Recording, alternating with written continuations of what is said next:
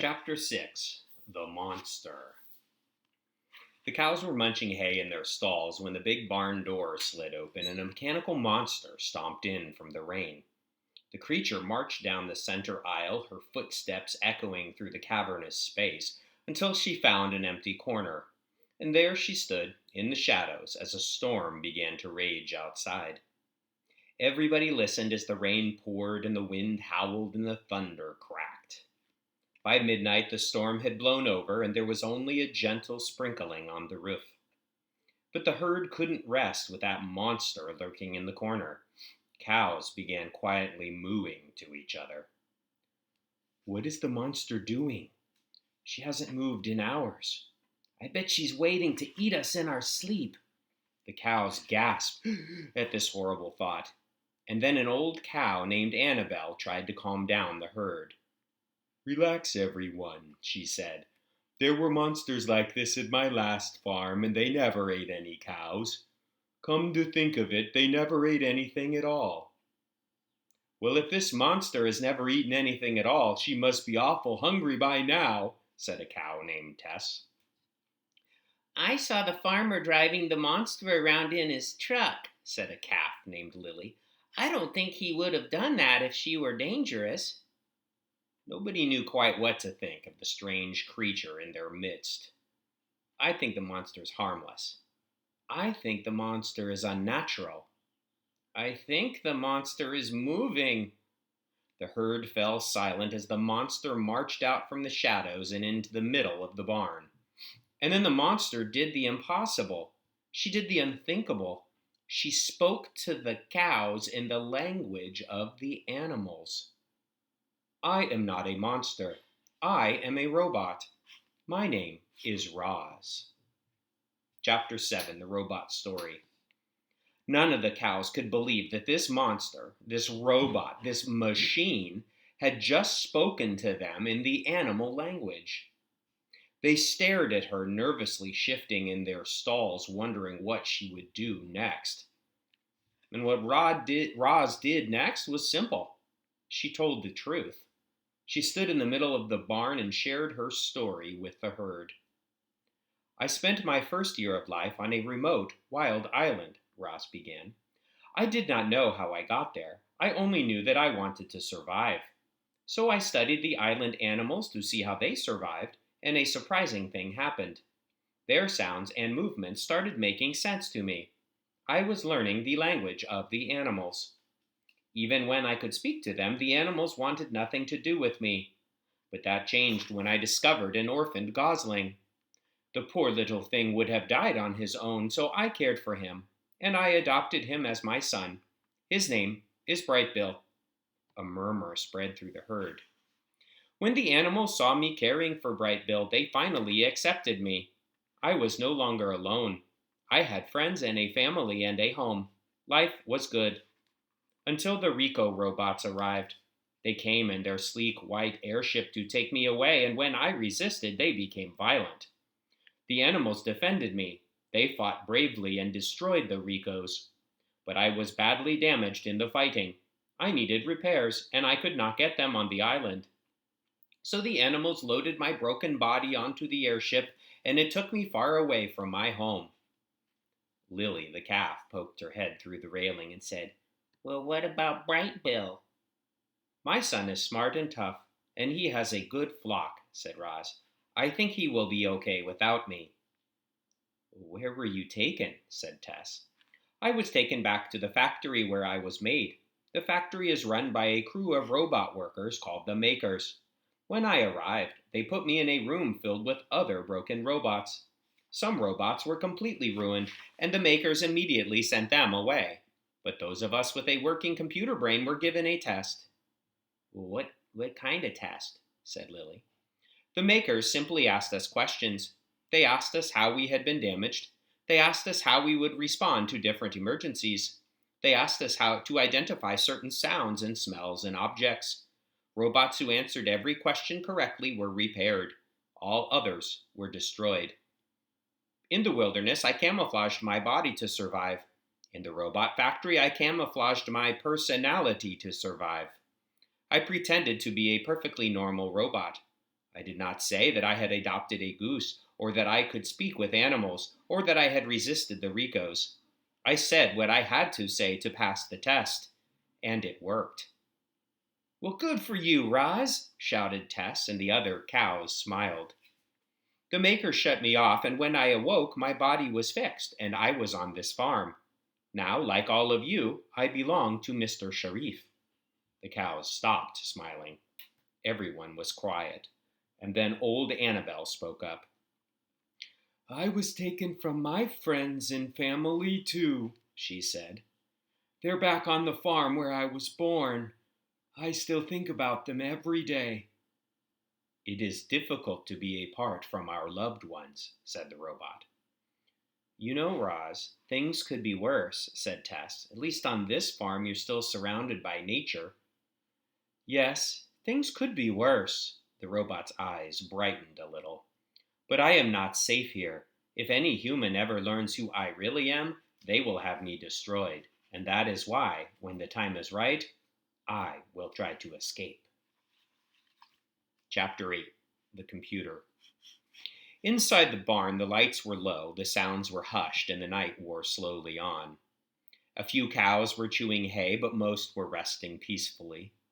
Our robot had returned to her corner. The soft glow of the computer screen lit up her face as she studied farming. She learned about the herd, about the pasture and the fields, about the native plants and wildlife, about the seasons and the climate and the weather, about the machines and the buildings and the fences and the tools and all the dairy equipment. Every detail was perfectly remembered in the robot's computer brain, and in a single night, Roz became a farmer. Chapter 9. The First Day. At dawn, the cows began to stir. One by one, they walked out the side door, across the muddy barnyard, and into the parlor for a quick milking before heading down to the pasture. They followed the same routine every morning, like clockwork. However, on this morning, the cows were joined by a robot. With her computer brain full of farming knowledge, Roz was ready for her first day on the job. She stomped through the tall, wet grass, and her head slowly turned as she scanned the scenery. The sun was rising, the fog was lifting, the cows were grazing, and then the whole world seemed to flip upside down. And before Roz knew what was happening, she was on her back looking up at the sky. A strong stench filled the air. Our robot had slipped on cow dung. The herd erupted into laughter. Tess called out, "Welcome to Hilltop Farm, Roz," which brought another round of snorts and moos. "You'll have to get used to cow patties and to laughter," said old Annabel, strolling over. "Not much happens around here, so we're always eager to laugh." "I understand," said Roz. "I like laughing, too." And she forced out an awkward, "Ha, ha, ha." And then the robot stood up, wiped her feet, and continued exploring the farm. But she was more careful to watch where she stepped. The fields and buildings and fences were all in need of Roz's attention, but her most urgent task was to fix the broken farm machines. The herding machine was designed to roll through the pasture and look after the cows while they grazed, but it had gotten stuck in the mud and was becoming a popular hangout for the birds. The field machine was gigantic, like a house on wheels. It was designed to roam the fields, planting and fertilizing and harvesting the feed crops. But it had ground to a halt weeks ago and was now just collecting dust in a far corner of the property. The drone was a small flying machine with a special camera attached to its underside. It was designed to fly above the farm and keep an eye on the whole place, but it came crashing down when a mob of crows attacked it in flight. Other broken machines were hidden within clumps of weeds, and still more were awaiting repair in the shed. The peaceful morning was suddenly jolted by the sound of power tools as Roz began to fix the machines. Thanks to her robotic strength and smarts, she made excellent progress. The hours flew by, the machines rumbled back to life, and the farm began buzzing with activity. At sunset, Rambler came bouncing down the driveway with the Sharifs in front and Oscar in the back. "How's it going, Roz?" asked Mr. Sharif, leaning out his window. The children giggled and waved from their seats, and the dog sniffed the breeze. "It is going well," said Roz in a robotic voice. "Many of the machines are working again." "I see that." Mr. Sharif gazed up at the drone circling high overhead. "Well, we thought we'd come out and check on you, but it looks like you're doing fine, so we'll stay out of your way. Keep up the good work, Roz." As the truck started rolling up the driveway, Oscar looked back at Roz and barked, "Woof! You smell like cow patties!" And he was right. The robot was filthy, and she finished her first day as a farmer by scrubbing herself off with soap and water. Chapter 10, The Routine. Now, reader, I don't want to bore you with every detail of our robot's farm routine. Many of her tasks were incredibly dull, and others were quite unpleasant. I'll just say that on any given day, Roz might have been a mechanic, or a veterinarian, or a gardener, or a plumber, or a cleaner, or a landscaper, or a carpenter, or an electrician, or all the above. Farm life kept Roz very busy indeed. Now, of course, she did have help. You already know about some of the machines, but the entire farm was equipped with technology that made life easier for everyone. Doors and gates would open automatically. The cows wore electronic collars that kept track of their health automatically. When a cow's udders were full, she simply had to stroll into the parlor where she'd be milked by gentle machines automatically. And all that milk was piped into storage tanks and cooled and bottled automatically. And once the milk truck was loaded up, it drove away and made its deliveries automatically. Mr. Sharif managed the business side of the farm. He dealt with customers and handled money and ordered supplies. And he did it all from the comfort of his home office. Now that he had a robot to do all the farm work, he hardly ever left the house. Roz was more content than she had ever expected to be. Most of her time was spent outdoors with animals under the wide open sky. And even while laboring in the field, she could always stop to smell the flowers, to look up at the clouds, to feel the cool air drifting out from the trees. And yet Roz was living two lives. When she had the farm to herself, she could play with the calves or run through the grass or chat with the wildlife. But whenever the Sharifs were near, Roz had to pretend to be a normal robot. She could never let them know who she really was. Chapter 11, The Stragglers. Now, wild geese are known for migrating in the autumn and the spring, but exactly when a flock migrates is up to its members. Some flocks choose to fly early in the season, and others straggle far behind. And it was one of those straggling flocks that caught the attention of our robot. Honk, honk, honk. The geese were heard before they were seen. Their honking voices echoed across the farm, and then the flock appeared above the fields, flying in a wobbly V formation. They glided over the pasture and plunked down into the pond.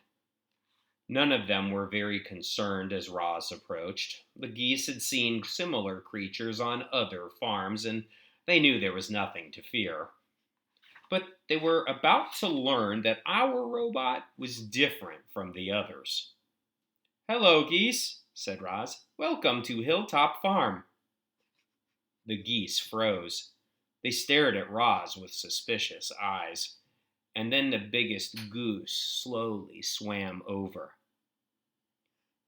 "I've come across plenty of monsters like you," he said, "but I've never met one who could talk." "I am not a monster. I am a robot. My name is Roz." The geese scratched his head. "Well, it's nice to meet you, Roz the robot," he said at last. "My name is Wingtip, and this is my flock." Roz gave a friendly wave, and soon the flock was gathering around, curious to meet this odd character. Now, as you can imagine, the geese were shocked to learn that Roz had a goose for a son. and they asked her all kinds of questions about Bright Bill and about her old life on the island and about her new life on the farm. And then Roz asked them a question of her own. Do you think Bright Bill's flock would ever come this way on their migration? Doubtful, said Wingtip. It sounds like his flock takes the eastern flyways. They'd never come this far west. The robot slumped with disappointment. However, we geese are full of surprises, added Wingtip. Now I'll promise you this, Roz. If we ever meet Bright Bill, we'll point him in your direction. The talk was interrupted by giggling and barking. The children were taking their dog for a walk. Roz couldn't be seen chatting with the geese, so she whispered a quick goodbye to her new friends and went back to work. And when she looked down at the pond later that day, she saw that the flock had gone. Chapter 12. The Homesick Robot. Now we all feel homesick at one time or another. Even the robot felt something like homesickness. Roz belonged with her son and her friends back on her island, and she was determined to find her way back there, but how? If the robot was seen doing anything unusual, Mr. Sharif might have her destroyed. Roz had to be careful. So she calmly went about her farm work day in and day out, but all of the while the homesick robot was secretly planning her escape. Chapter 13. The Electronic Signal. Beep, beep, beep, beep. A message was flashing on Roz's computer. The drone was reporting that gusty winds had sent it spiraling into the neighbor's bean field, and so the robot grabbed the big heavy toolbox and marched out to clean up the mess. Roz found the flying machine upside down with its landing gear poking up above the rows of leafy plants. It had some scrapes and scratches, but no major damage. She flipped it over, brushed it off, and tightened a few screws. Then she said, "Return to Hilltop Farm." And the engine started buzzing, and the machine lifted off the ground and flew home.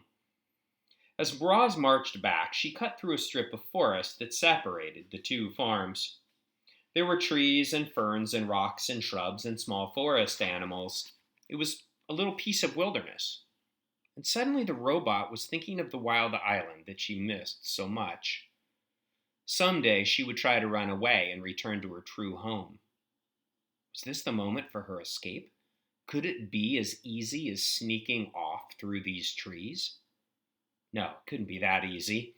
Ahead on the other side of the trees, Mr. Sharif was sitting in his pickup truck watching Roz. Because of the robot's electronic signal, he knew she had stepped off the property, and he had raced out there to see what she was up to. Roz marched over to the truck, and Mr. Sharif leaned out his window. He had a serious expression on his face. "Don't ever leave the property without my permission. Understand?" "I understand," said Roz.